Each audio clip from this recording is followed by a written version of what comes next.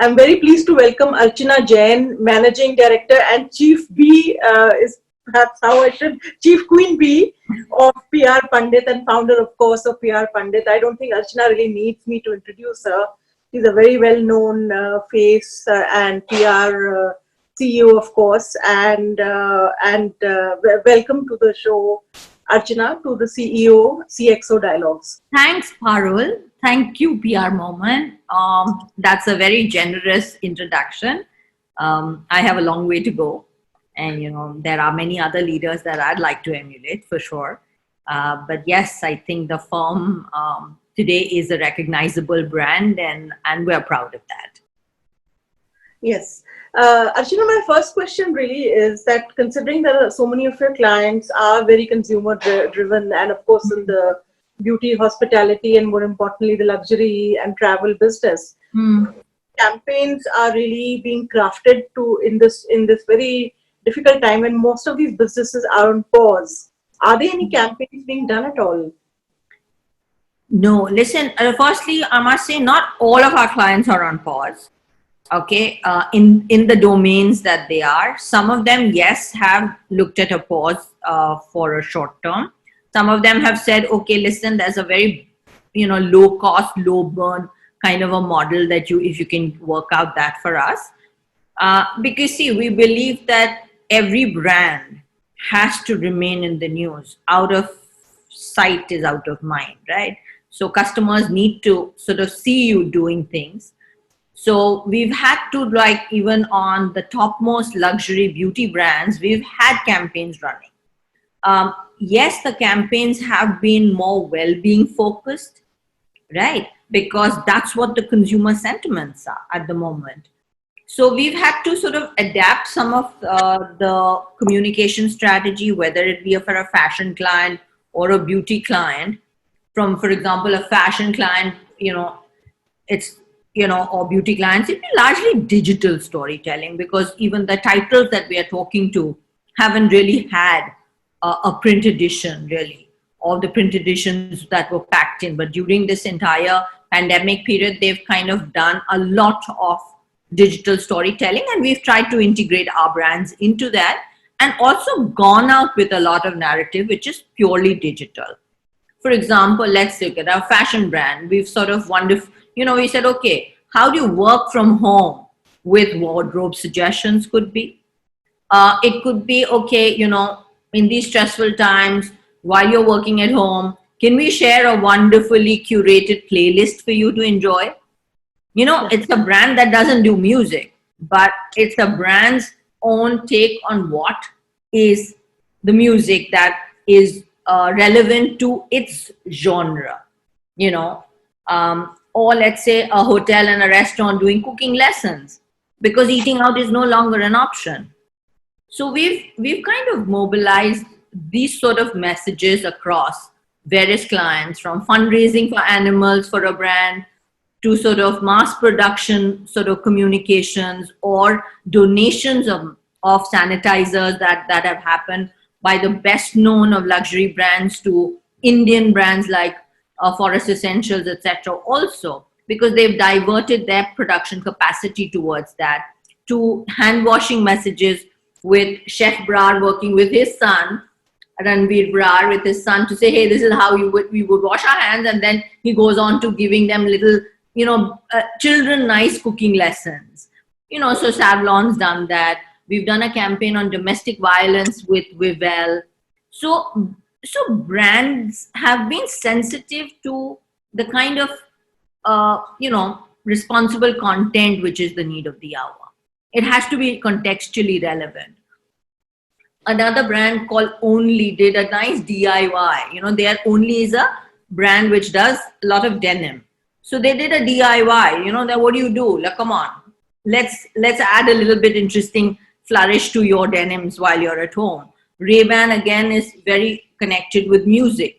So they went associated with, we found them musicians and music artists who could be part of their global Instagram handle. So we've had interesting play like that. Obviously, brands like Dyson, so how do you air wrap? Because you can't go out to a salon, so you need to do your hair. So there's been a lot of relevant communications. And also during this phase, we found that, because ultimately businesses are already thinking that, hey, once lockdown is over, we go back to work, people will want to go back to normal life. How is it, what are our plans going to look like? What was planned earlier in the year is no longer going to be the same. So we've had this time to really go revisit, maybe some plans with a little bit of frugal element thrown in, obviously a lot of digital thrown in.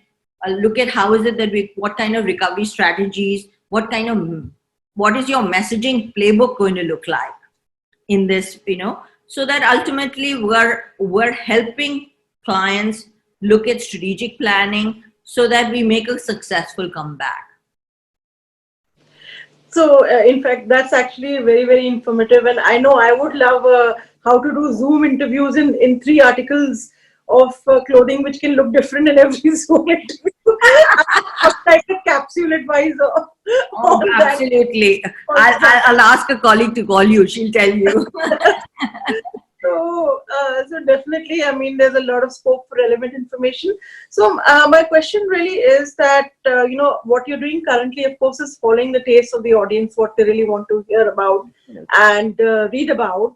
And already people are saying that another few months of this and even purpose people would lose interest, sad as it is.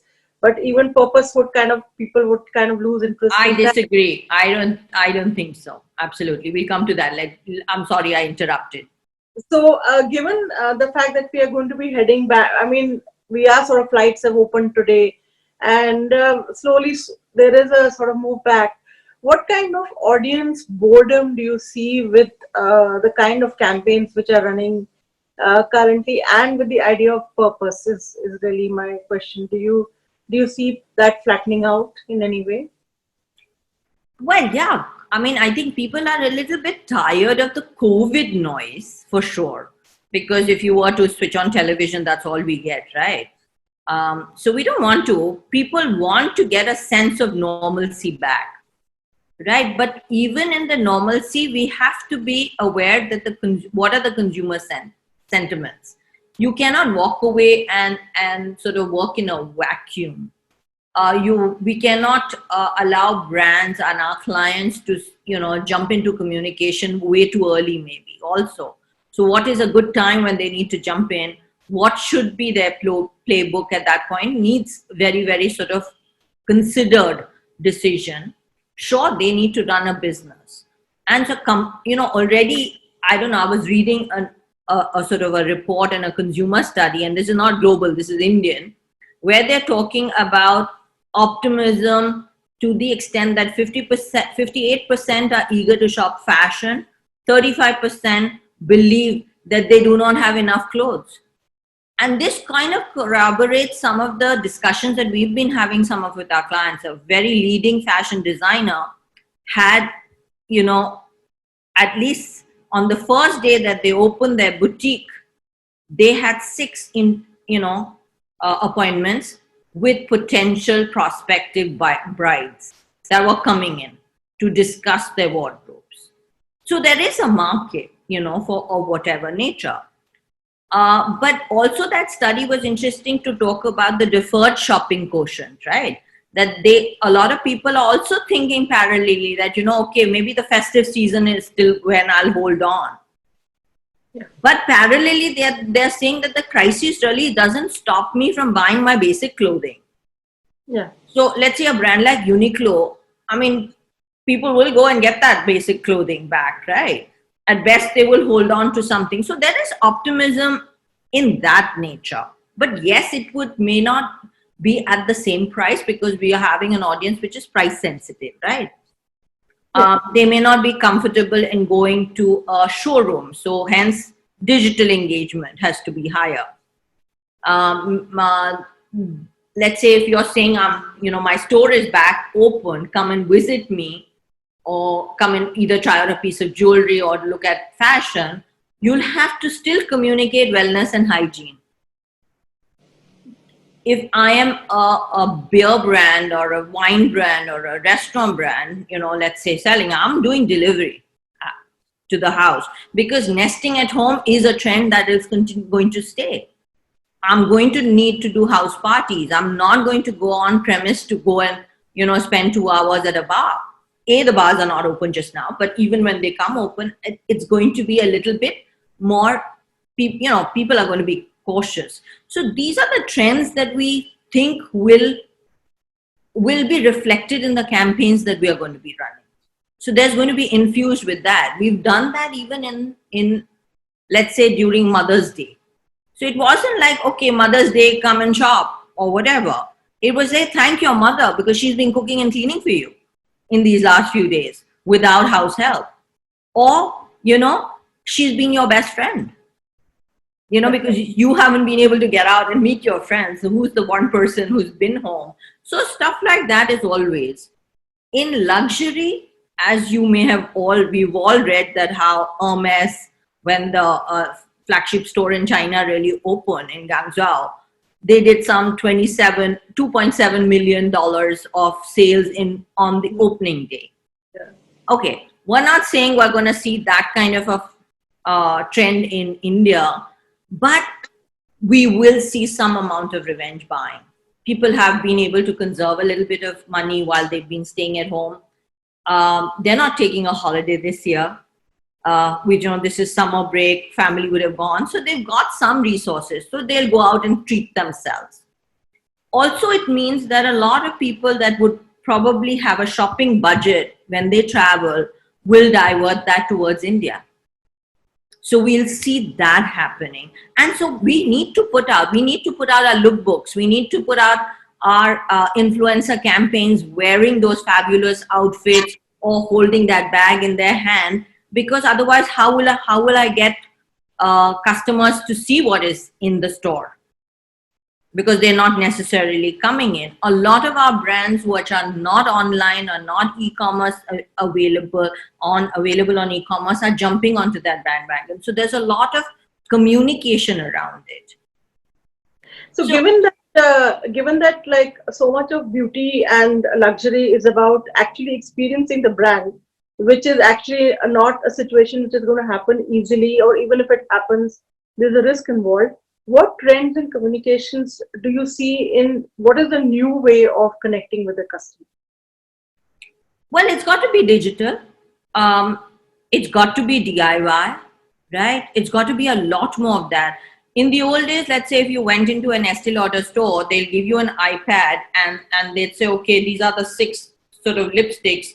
Hold that iPad, it would mirror your image and you could see the 6 different colors as you tap different things. Now get onto their Instagram page and you will see this in the Mac over, in the global page. I'm sure that's going to come into India at some point of time.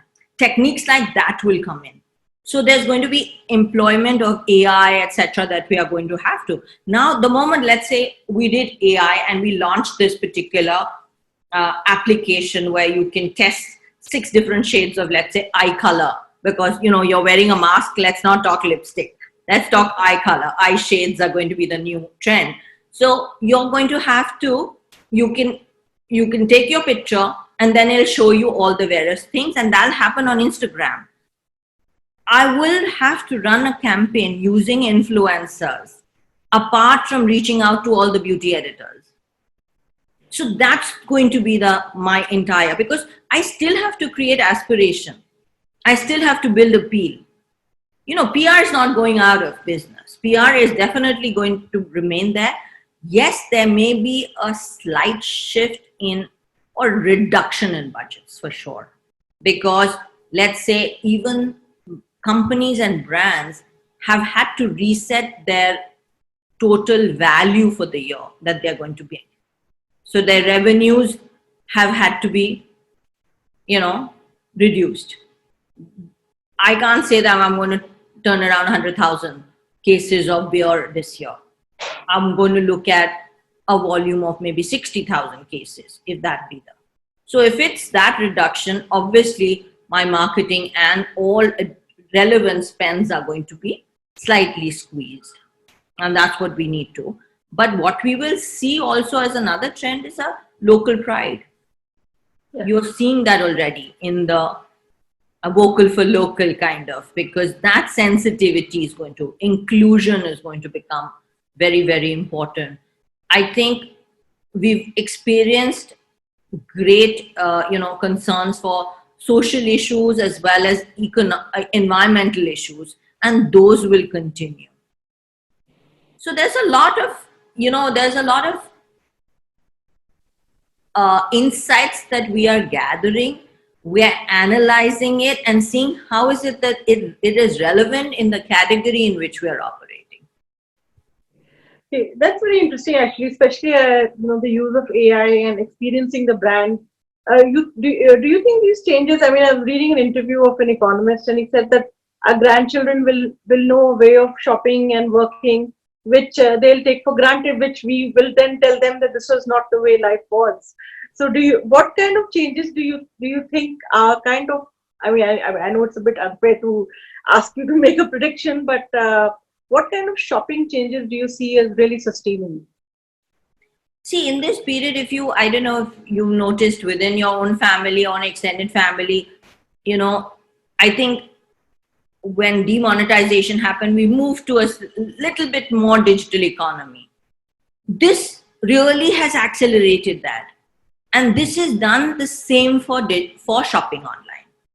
Suddenly, people who were reticent about it, who weren't comfortable, okay, may have happened in the groceries category, may have happened in the food category, but it will shift very, very rapidly to the shopping category. So an accelerated shift to digital shopping is definitely something which we should be prepared for. And hence, many brands who weren't on e-commerce who are now moving to e-commerce.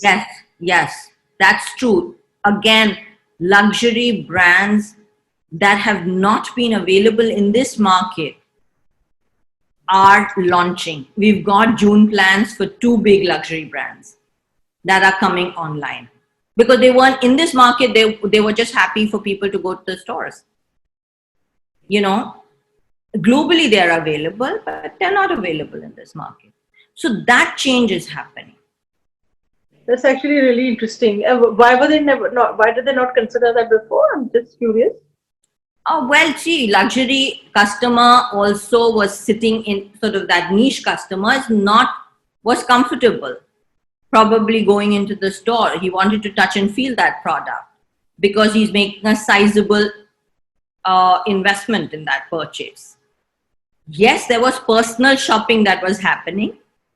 In the luxury segment, you have something called personal shopping. So a personal shopper will bring to you a bouquet of products. So literally a lookbook is sent to you to a sort of high net worth individual, whether it be for watches or for fashion or for any other category.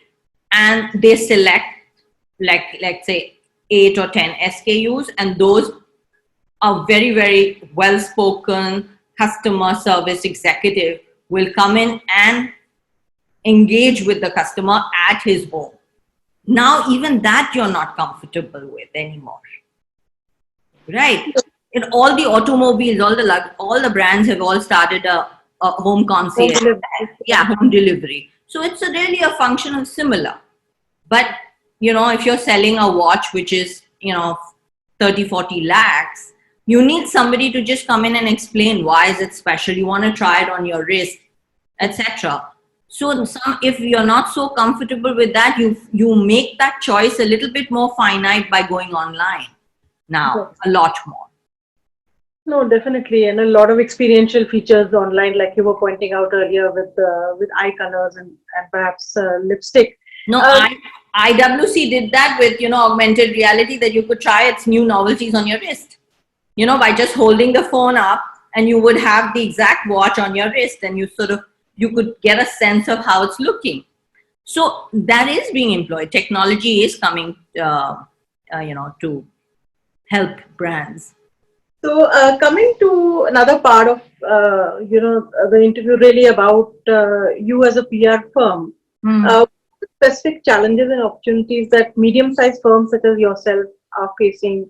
What is the light at the end of the tunnel for this tunnel, which doesn't seem to stop at the moment, for medium-sized, very specialist firms. Yeah. See, as a consumer firm, of course, we hurt a lot more than anybody else, because ultimately it's the consumers that have been, who are shocked, who are in a state of shock, in a stupor, and not wanting to sort of either spend at this point of time. What as a mid-sized firm I find interesting is the fact that, when you're mid-sized, you're also very nimble and agile. So you tend to still have that startup mentality, entrepreneurial kind of attitude within the firm. And I think that's really good, because that gives you speed to market. It gives you the agility to sort of think on your feet and help maybe recalibrate and reimagine the business, because that is really the need of the hour. We need to think of redefining the brand purpose for our clients, adding in more authenticity, humanness. How do we win back loyal customers? Do we give them, maybe adjusting maybe some price, creating some flexible payment terms, reallocating resources, reskilling teams to sort of, look at that. How is it that, those experiences, like I was talking, developing customer experiences that really underline increased health and safety. Those kind of things, I think a mid-sized firm is far more sort of quick on its feet to sort of reimagine. We certainly need also to think of how are we going to reinvent ourselves. To recover the revenue, we may have to rethink the organization. How do we, take on more solutions? Which brings me to that earlier question which you mentioned, purpose-driven, it may not be. I just feel ethics will become second nature to human beings after this. It's going to be more important than aesthetics ever in consumer brands. So purposeful communication will continue to take precedence right now. I think every brand that has laid off that will jump into. So brands are going to be left behind if they don't have a purpose, I feel. For example, lots of brands today jumped in with some sort of aid or participation as part of this pandemic. Because why? Because consumers, their customers, would feel cheated if they didn't contribute in any way. They would feel that why are we backing such a company which has not in any way had a role to play in this, to support how we can recover. We're certainly going to be looking at, Parul, for new areas of growth. Honestly, whether it's digital or, maybe even associations that are lobbying for subsidies and things like that, throw up opportunities, We certainly need to work with a more leaner and cohesive team. And I think that kind of is, in a way, an advantage because, I think there's a greater deal of accountability when you are our size. Cost management, sorry? When you're saying leaner teams, what do you mean by that? See, when you're at the top management, what happens in at least our culture is such that we get our hands dirty. We get into account management, because that will be, we won't have the flexibility of having 8-member talent team on a client. We'll have to probably shrink it to 6 to be able to give a cost-effective solution to a client. So in that case, what happens is if the senior management, who's kind of maybe, at the AD level or the senior AD level or the vertical level is not saying that I don't do this, then you have a problem. So from that perspective, you need to have a leaner and a more cohesive team, which we feel that we may be better placed for. Are medium-sized firms looking at job losses as well as cutting back staff or pay cuts? See, we've had to do some rationalization of costs, which have been temporary to our mind, because we feel confident that things will improve. Uh, Sadly, what we had to sort of put on hold were job offers that we had made. Those we had to kind of put a pause on, because we really don't have that volume of work right now to be able to sort of welcome them into the company. We'd rather sort of keep our current talent engaged. And the third point was, if talent was already exiting the organization early and they had chosen, or they had made that abundantly clear, let's say putting resignation, we accelerated that process. That must have been hard. It's never easy. Rationalization is not easy. People have, commitments on payments, etc. But I must say the team's been fabulous in standing up together. I think it's a chain reaction. Our team stands up with us. We in turn stand up with our clients. So we've had the motto of we stand united at this point. Let's look at the more positive side. You've already flagged off digital and new customers, associations who might be. What other opportunities do you see in this COVID situation, which might help you deepen your basket of clients and services? I think we have a fairly good hold on in the FMCG space. Already you're seeing, food, let's say product-based, food product market emerge. That's going to be, people are going to be looking at eating healthy. So all that segment is something that we are definitely chasing. We have picked up business during this time, which has been fabulous, which felt, it really sort of gave us confidence. And there's been enough pitching that has been happening in the marketplace during this period. So it's not that the businesses are not keen, and that's a ray of hope, right? Businesses are keen that that PR is a necessary asset to have. And that gives us confidence that, things will look up. Let's say, we do a lot of work in hospitality. Without, what we are hopeful is people, because they're not going to be wanting to travel overseas this particular year. So whenever they have holiday breaks, whether it's a weekend or end of year, etc., they will choose Indian destinations. So those Indian destinations that we represent and the hotels that we represent there will have a good run. And they are also aligned to the same amount of thinking. And then saying, okay, let's just wait for this summer to be over. It's too early to kind of try and get back talking to the customers. But for later in the year, yes, every conceivable weekend, people are going to get onto the cars and go and, enjoy a break. One final question, Archana. None of us have really seen a situation like this. What is the one personal takeaway you have on, what all we've gone through the last couple of months? I think it kind of renews my faith in work from home and hot desking, right? I just feel that from a professional point of view, yes.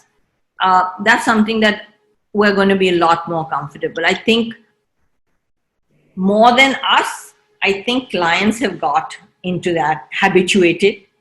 They're not going to demand talent to sort of come from, let's say we are in Gurgaon, right? To come to Noida for a meeting at the drop of a hat. They're going to, I think, there may be a little bit more understanding of the time that it takes, as well as because they've become accustomed to technology. Well, that was Archana Jain, the queen bee of PR Pandit. The buzz is on. Thank you, Archana, for joining us. Thanks, Parul. Lovely speaking. Stay safe.